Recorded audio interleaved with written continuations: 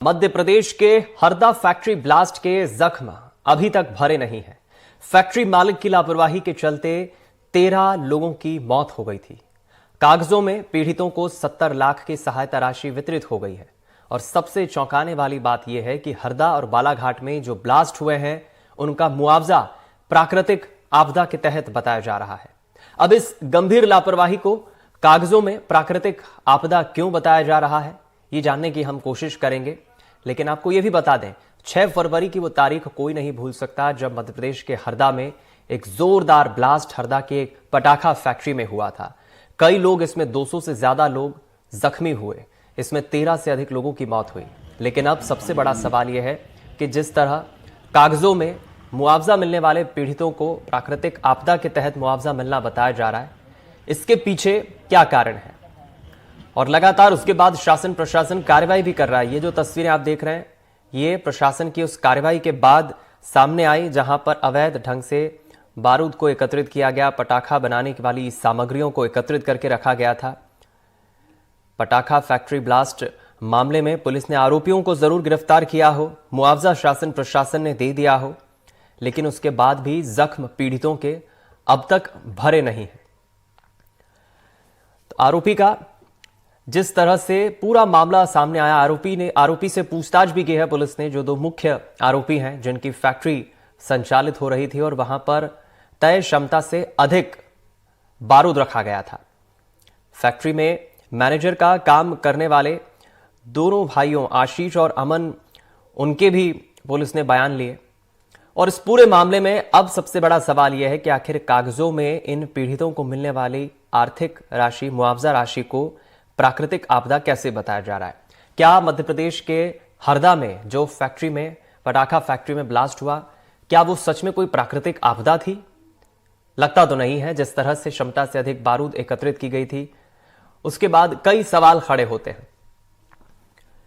तो चलिए इसी खबर पर और ज्यादा जानकारी लेंगे हम। हमारी सहयोगी अमृतांशी जोशी इस वक्त हमारे साथ जुड़ रहे हैं, भोपाल से जुड़ रही है।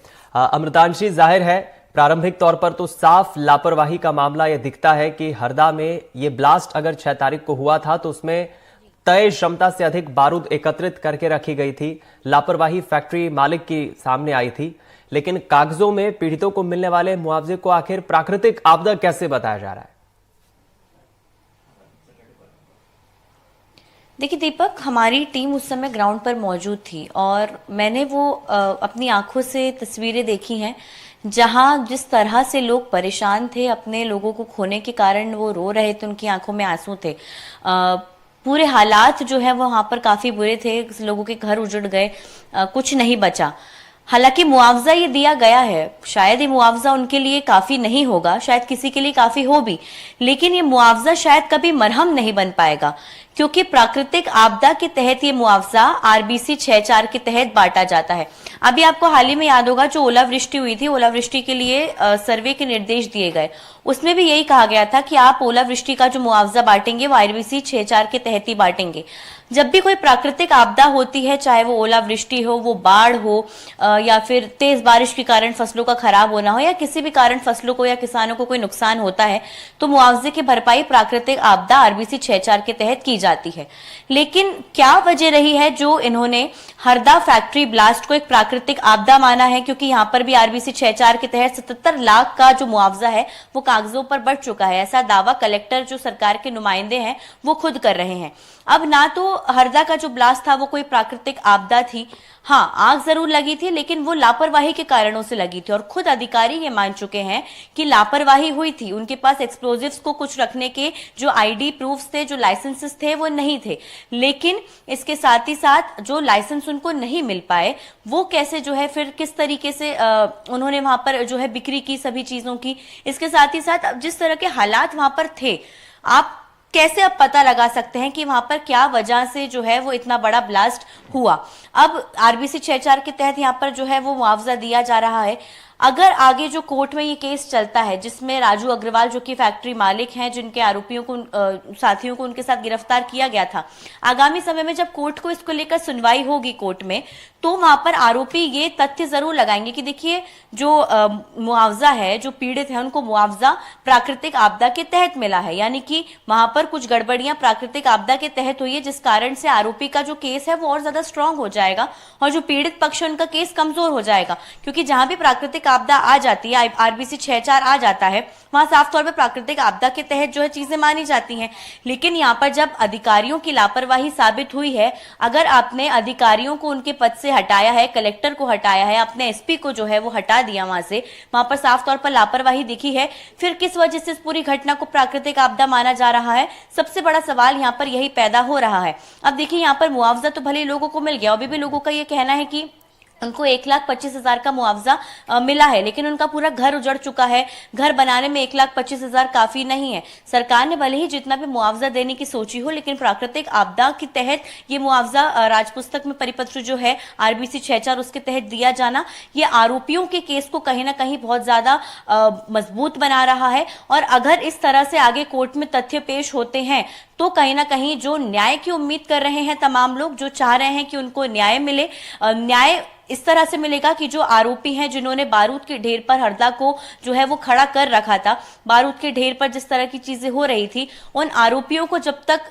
सजा नहीं होगी तब तक मुझे नहीं लगता कि जिस तरीके से ये हरदा का जो ब्लास्ट हुआ, इसके जो प्रभावित लोग हैं, जो पीड़ित लोग हैं, उनको न्याय मिल सकेगा। मात्र मुआवजा देने से शायद किसी को कुछ नहीं होता है जब तक ऐसे आरोपियों को सजा नहीं मिलेगी। दीपक, ऐसे हादसे तो रिपीट होते रहेंगे। इसके पहले बालाघाट हादसा हुआ, पेटलावाद हादसा हुआ, अभी हरदा में जो ब्लास्ट हुआ, बालाघाट हादसे में भी प्राकृतिक आपदा के तहत मुआवजा बांटा गया था, लेकिन अभी तक वहां के लोग भी कहते हैं कि पूरी तरीके से जो मदद की बात कही गई थी वो नहीं हुई है।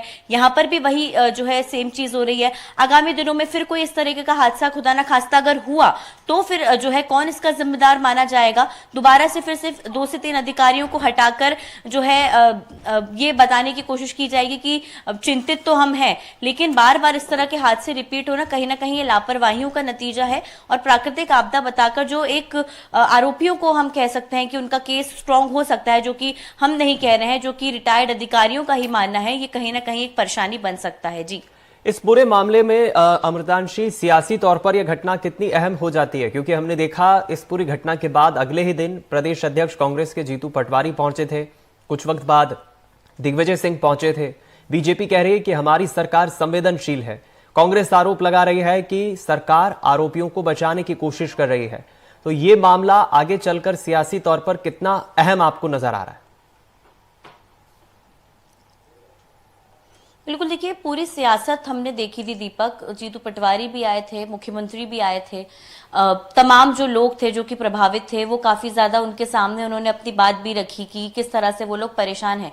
लेकिन सियासत जब हो जाती है, जब इस तरह की चीजें सामने आती हैं, अब देखिए जो प्राकृतिक आपदा के तहत मुआवजा बांटने का फैसला सरकार ने किया, हो सकता था कि वो किसी और मद के तहत इसको बांट सके। कई मद हैं सरकार के पास, मुख्यमंत्री राहत कोष भी है, मुख्यमंत्री राहत कोष के तहत ये राशि बांटी जा सकती थी। प्राकृतिक आपदा अभी फिलहाल ना तो कोई बाढ़ थी, ना ही कोई आगजनी की घटना थी, ये साफ तौर पर जो है लापरवाहियों का नतीजा था। लेकिन इसमें देखिए कांग्रेस को एक यहाँ पर कड़ी मिल गई और कांग्रेस इसको अब आरोप प्रत्यारोप का सिलसिला शुरू हो गया है। कांग्रेस साफ तौर पर कह रही है कि देखिए आप इसलिए जो है आपने प्राकृतिक आपदा इसको माना है, बालाघाट में भी इसको लिए माना था जिससे कि आप आरोपियों को बचा सके। कांग्रेस आरोप लगा रही है कि आपके कनेक्शन है उनके साथ। बीजेपी भले ही यहाँ पर कह रही हो कि संवेदनशील हमारी सरकार है, अभी हम पूरा ध्यान जो है सिर्फ जो पीड़ित है उनको मदद पहुंचाने के लिए कर रहे हैं, लेकिन सियासत इस पूरे मामले पर शुरू हो चुकी है। और देखिए हरदा मामले पर कम सियासत नहीं हुई थी, राजनीतिक जमावड़ा वहां पर भी लगा हुआ था। लोग भले ही बहुत गुस्से में थे कि सभी राजनेता उनसे आकर मिल रहे हैं, चाहे वो किसी भी दल के हों, लेकिन मदद की बात किसी ने नहीं की है। मुआवजा सरकारी तौर पर दिया गया है, लेकिन ये मुआवजे के बारे में अगर उनको पता लगेगा, क्योंकि देखिए वो पढ़े लिखे लोग नहीं थे, ज्यादा मजदूर क्लास के लोग थे और वहां पर काम करते थे, उनको मुआवजा तो मिल गया, लेकिन उनको जब ये पता चलेगा कि उनको इसके तहत मुआवजा दिया जा रहा है जिससे शायद कहीं ना कहीं आरोपी जो है वो आगे आने वाले समय में बच सके, तो उनको देखिए कहीं ना कहीं एक ये चीज बहुत परेशान कर देने वाली हो जाएगी और शायद उनके जख्मों पर मरहम की तरह ये मुआवजा बिल्कुल भी ना लगे। जी बिल्कुल, कई सवाल खड़े होते हैं इस पूरे मामले में। एक बार फिर दर्शकों को हम बता दें, इस पूरे मामले में कांग्रेस ने बेहद गंभीर आरोप भी सरकार पर लगाए हैं। लापरवाही के मामले में 13 जो जानें चली गई थी, मौतें हो गई थी इस पूरे मामले में। अमृतांशी, अब जाहिर है कि जिस तरह आज भी कई सालों बाद पेटलावद ब्लास्ट को याद किया जाता है, चाहे मंदसौर का किसान आंदोलन याद किया जाता है, क्या अतीत की तारीखों में क्या ये 6 फरवरी की तारीख हरदा में फैक्ट्री ब्लास्ट के इस घटना को भी क्या आगे चलकर कुछ इसी तरह याद किया जाएगा? बिल्कुल, देखिए जाहिर सी बात है दीपक, जिस तरह से वहां पर ब्लास्ट हुआ था, जो फोरेंसिक्स की टीम थी वो वहां पर पहुंची तो उनका ऐसा कहना था कि जब ब्लास्ट हुआ तो उस समय 5000 डिग्री टेम्परेचर था। अब आप सोचिए 5000 डिग्री टेम्परेचर में क्या ही बचा होगा। जब वहां पर पोकलेन मशीन्स थी, वहां पर जो जेसीबीज थी जो मलबे को हटाने का काम कर रही थी, हो सकता है वो मलबे हटाने का काम तो लगातार किया ही जा रहा था, लेकिन वहां जितनी भी चीजें थी वो पूरी तरह बर्बाद हो चुकी थी, लोगों के घर उजड़ गए। लापरवाही की बात ये थी कि एक तो जो रहने वाली बस्ती थी जहां पर लोग जो है वो निवास करते थे, लोगों के बीच में इस फैक्ट्री को लगातार बढ़ाया जा रहा था। लोगों ने उस समय भी ये दीपक बात कही थी कि हम लोग कितनी बार शिकायत कर चुके हैं। वहां के स्थानीय लोगों का कहना था कि कईयों बार, हजारों बार हम शिकायतें लेकर पहुंच चुके हैं। आप कलेक्ट्रेट में जाइए, हमारी शिकायतें, आवेदन वहां पर रखे भी हुए हैं। कलेक्टर से हमने कईयों बार शिकायत भी की, लेकिन बार बार शिकायत के बावजूद भी उस पर कोई कार्रवाई नहीं हुई। हर साल दिवाली के पहले फैक्ट्री का एक बार चेकिंग होती थी, 2 से 3 दिनों के लिए फैक्ट्री बंद की जाती थी, लेकिन अचानक दिवाली आते आते वो फैक्ट्री दोबारा से खुल जाती थी। यही नहीं, महिला मजदूरों की मौत 2021 में उस फैक्ट्री में हो चुकी है। पहले लापरवाही हुई, लापरवाही को नजरअंदाज किया गया। इतनी बड़ी जो है लापरवाही के बाद जो नजरअंदाजी थी वो शायद अभी अधिकारियों पर भारी पड़ी है दीपक, लेकिन ये जख्म भरने वाले नहीं है, क्योंकि भले ही यहाँ पर जो है मौत का आंकड़ा सिर्फ 13 लोगों का था, लेकिन वहां पर भी कई ऐसे लोग थे जो कि भटकते हुए अपने परिजनों को ढूंढने के लिए आए थे, क्योंकि उस वक्त तक उनको उनके परिजन नहीं मिले थे। शायद बाद में जरूर मिल गए हों, लेकिन भोपाल भी आने के बाद जब हमने देखा कि यहाँ पर भी कई लोग एडमिट थे जो पूरी तरीके से उनकी बॉडी जल चुकी थी, उन्होंने यहाँ पर दम तोड़ दिया। हरदा में भी जो है कुछ लोगों ने दम तोड़ दिया। और इस ब्लास्ट में जो बच्चियां थी, जो बड़े बूढ़े थे, उनकी जो है वो जान चली गई। कुछ ऐसी फैमिलीज थी जिनके अब सर पर, बच्चे जो थे उनके सर पर अब किसी का हाथ नहीं बचा है। तो कहीं ना कहीं देखिए ये ना भुला देने वाला हादसा, शायद सरकार को भी ये सोचना होगा, या किसी भी हम कह सकते हैं कि किसी भी राजनेता को ये सोचना होगा, अगर ये ना भुला देने वाला हादसा है तो अब जिम्मेदारी रहे। जब विधानसभा में भी ये वाली बात उठी थी तो अब जिम्मेदारी रहे कम से कम कि देखिए दोबारा से ऐसे ब्लास्ट ना हो। हरदा हो गया, पेटलावाद हो गया, बालाघाट ब्लास्ट हो गया, 3 बार ये हम अभी हाल ही में कुछ पिछले सालों में हमने ये देखा है। और ऐसा भी नहीं है कि कोई इसमें नुकसान नहीं हुआ हो, लोगों का बहुत नुकसान हुआ है, कई जाने गई हैं। इन जानों का जिम्मेदार, जान जाने का जिम्मेदार जो उनके आरोपी हैं उनको सजा मिले ही, लेकिन अब जिम्मेदारी ये भी बनती है कि दोबारा से ऐसी लापरवाहियों का कारण बेनतीजा जो है किसी बिना वजह किसी ऐसे लोगों को ना झेलना पड़े जिनकी इसमें कोई गलती भी नहीं थी, जो सिर्फ वहां पर रह रहे थे, और जो है इस पर संज्ञान भी लिया जाए। जी, सवाल यही उठा रहे हैं कि क्या हरदा ब्लास्ट मामले में ये एक प्राकृतिक घटना है, क्योंकि फैक्ट्री ब्लास्ट के जख्म अभी तक पीड़ितों के भरे नहीं हैं। फैक्ट्री मालिक की लापरवाही के मामले में 13 जानें चली गई थी और कागजों में पीड़ितों को 70 लाख की सहायता राशि वितरित हो गई है। और सबसे चौंकाने वाली बात यह है, जो हम भी सवाल खड़े कर रहे हैं, कि हरदा और बालाघाट में जो ब्लास्ट हुए उनका मुआवजा प्राकृतिक आपदा के तहत बताया जा रहा है। अब इस गंभीर लापरवाही को कागजों में प्राकृतिक आपदा क्यों बताया जा रहा है, देखिए रिपोर्ट।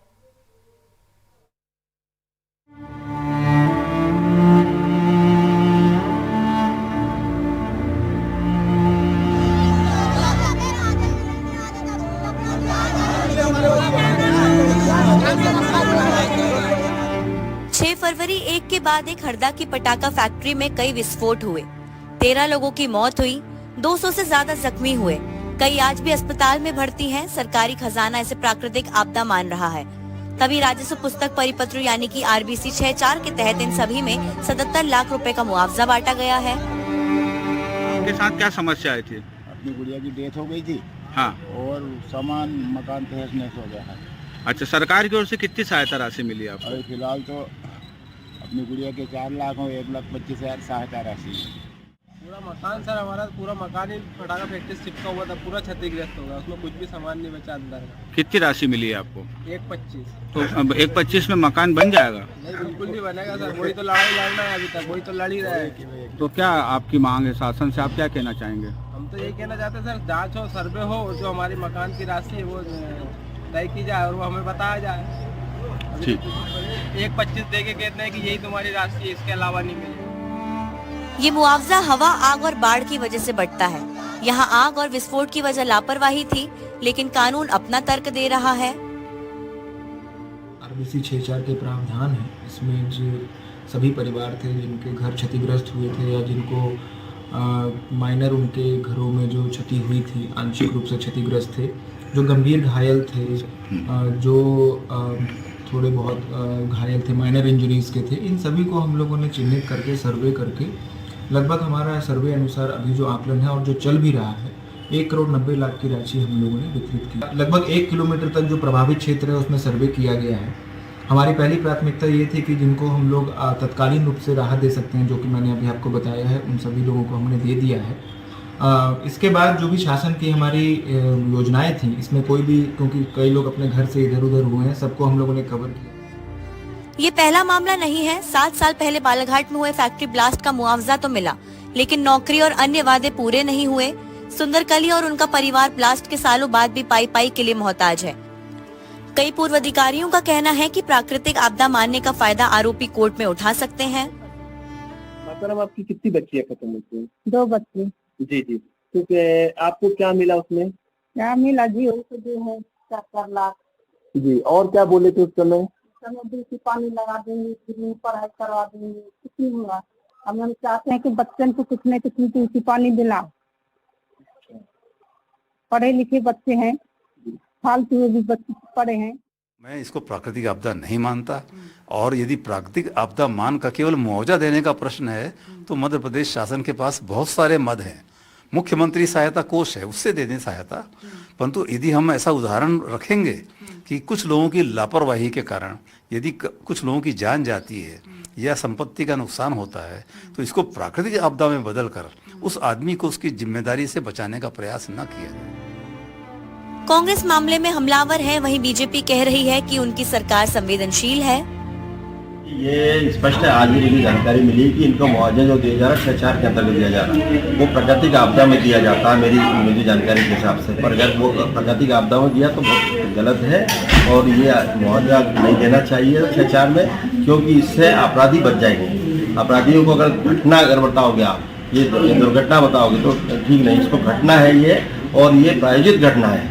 इसमें अधिकारी मिले जुले हैं और भी लोग मिले जुले हैं, वहाँ का व्यापारी मिला हुआ है और उनके मिलने जुलने के कारण, उनकी लापरवाही के कारण घटना हुई है। तो ये घटना है, दुर्घटना नहीं है। और प्राकृतिक आपदा अगर घोषित कर रहे हैं तो ये गलत है, ये नहीं होना चाहिए।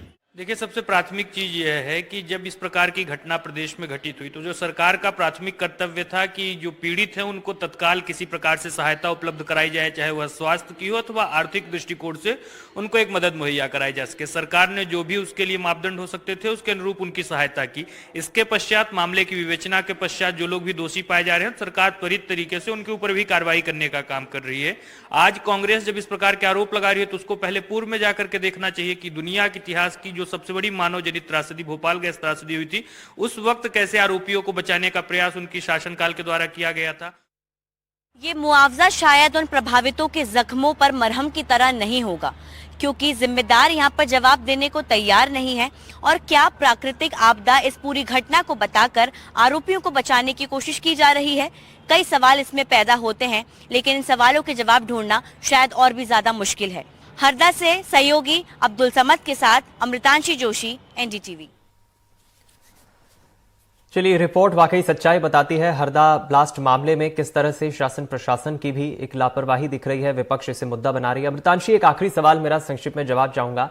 हमने शासन प्रशासन के फैसले और तमाम राजनीतिक मसलों पर तो चर्चा कर ली, लेकिन जो पीड़ित हैं वो अभी कहीं ना कहीं वो भी खुश नहीं दिख रहे हैं, क्योंकि एक आर्थिक राशि देने मात्र से उनके दुख को समझा नहीं जा सकता, उनकी पीड़ा को खत्म नहीं किया जा सकता, उनके जख्म अभी भी भरे हैं। बिल्कुल, देखिए दीपक, जो आसपास घर थे जहां पर ये ब्लास्ट हुआ, क्योंकि ब्लास्ट बहुत जो है वो बड़े स्तर पर था, टेम्परेचर बहुत ज्यादा था और भूकंप और कंपन का एहसास दूर दूर तक हुआ था। तो जो आसपास के घर थे उनके पिलर्स पूरी तरीके से हिल गए, घरों की दीवारें टूट गईं, डैमेज हो गया है काफी कुछ। अब देखिए कोई नए सिरे से अपनी पूरी गृहस्थी शुरू करने अगर जाएगा, घर पूरे डैमेज हो गए, कुछ बचा नहीं। आप सोचिए जो वहां पर घर थे, वहां पर जितनी भी चीजें बची हुई थी, एक रात के अंदर अंदर वहां से चोर भी जो है लोगों का सामान चोरी करके भाग गए। अब लोगों के पास कुछ नहीं बचा, उनको सब कुछ शुरू से शुरू करना पड़ता है। और इतनी गरीबी में वो जैसे तैसे वहां पर गुजारा कर रहे थे। उसके बाद ये जो पूरा हादसा हुआ, उसके बाद अब दोबारा से जीवन एक सही ढंग से, सही स्तर से शुरू करना उनके लिए और भी ज्यादा मुश्किल हो गया। इसी कारण ये जो मुआवजा है ये शायद उनके लिए ऊंट के मुंह में जीरे के बराबर का होगा, क्योंकि एक घर बनाना, फिर घर को जो है संभालना, इसके साथ ही साथ कुछ यहाँ पर जो है बच्चों की तस्वीरें हमने देखी, उन्होंने अपने माता पिता खो दिया, अब उनके परिवार में कोई नहीं है। वो बस मांग कर रहे हैं कि उनको इस हिसाब से या तो मुआवजा दिया जाए या नौकरी दी जाए, जिससे कि वो अपने भाई बहनों का पेट पाल सके। तो कहीं ना कहीं ये हादसा काफी जो है वो दुखई तो था ही, लेकिन इसके साथ ही साथ वहां पर जितने भी पीड़ित हैं वो अभी संतुष्ट नहीं है और शायद उनके ये जख्म सालों तक नहीं भरेंगे, क्योंकि हम तो हाथ से भूल जाते हैं, शायद सरकार भी भूल जाती हो, लेकिन इनके जो जख्म है वो कहीं ना कहीं भरते नहीं है और वो लोगों के लिए परेशानी बन जाते हैं। जी बिल्कुल ठीक कहा आपने अमृतांशी, बहुत शुक्रिया इस खबर पर, पूरे मसले पर हमारे साथ जुड़ने के लिए।